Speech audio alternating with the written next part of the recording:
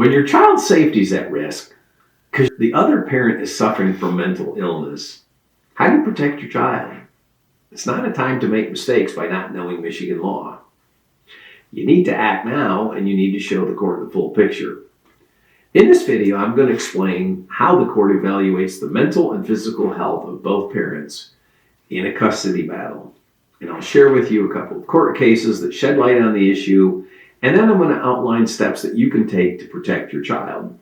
Stick with me until the end, because your preparation could make all the difference in ensuring that your child is in the safest and most stable home possible.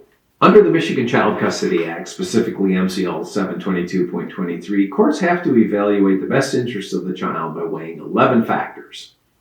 Factor G focuses on the mental and physical health of each parent and whether those health conditions interfere with a parent's ability to provide for their child's needs.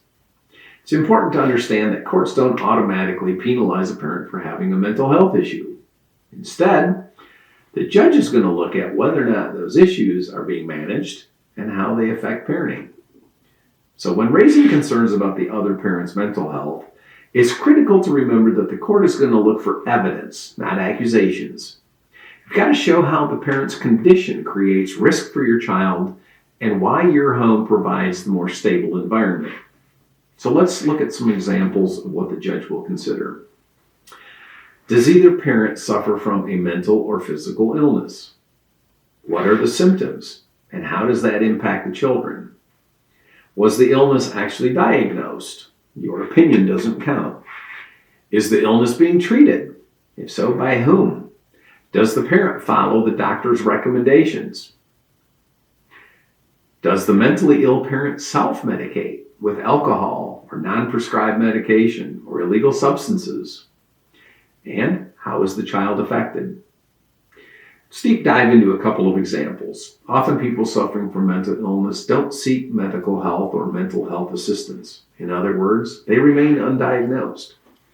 Of course, the court's going to want to know if someone is diagnosed, but the lack of diagnosis from a medical professional doesn't mean that the mental illness doesn't exist. One of the cases I wanted to talk about is McIntyre v. McIntyre. It's a 2005 Court of Appeals case. And in McIntyre, the Court of Appeals found that the record was replete with examples of the defendant's uncontrolled and inappropriate angry outbursts while being with the kids. But the defendant argued he had a negative MMPI test. Unfortunately for him, the trial court disagreed with him, and the Court of Appeals confirmed the trial court's decision. The defendant's actions outweighed the diagnosis. If you're concerned about the other parent's mental health, here are 10 types of evidence that the court may consider under Factor G.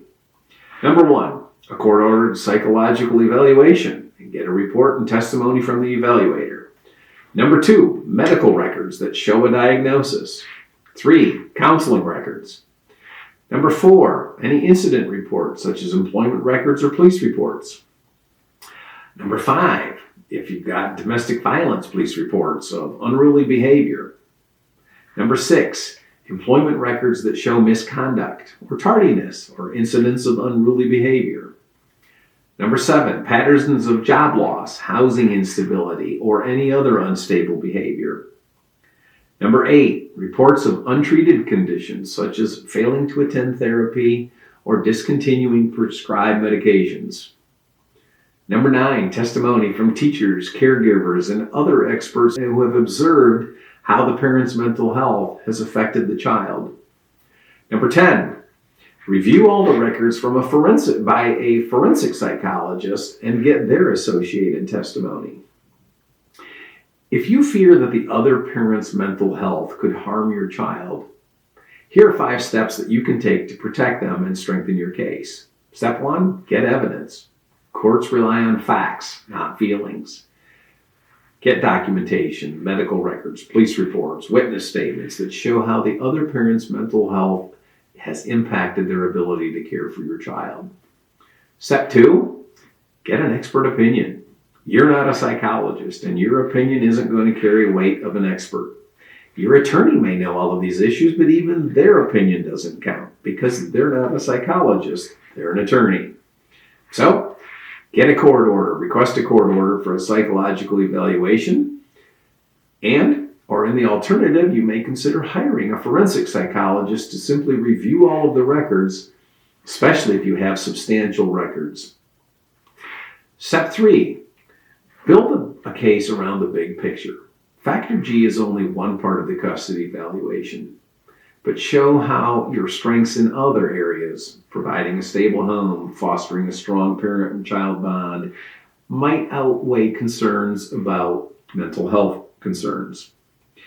To summarize, Factor G isn't about punishing a parent for having mental health challenges. It's about protecting the child and ensuring that their physical and emotional needs are met in a stable environment.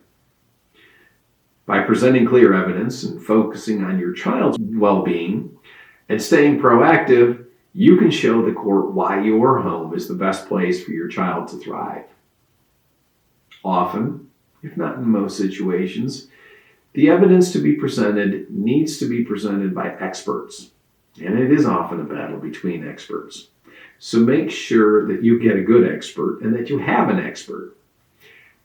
Your attorney is going to help you with that. They're an expert in their field, but you may also need mental health experts. Thank you for watching. If you've got concerns about your case or need help preparing for court, reach out to my team of attorneys. We're here to help you protect your rights and, most importantly, your child's future. Until next time.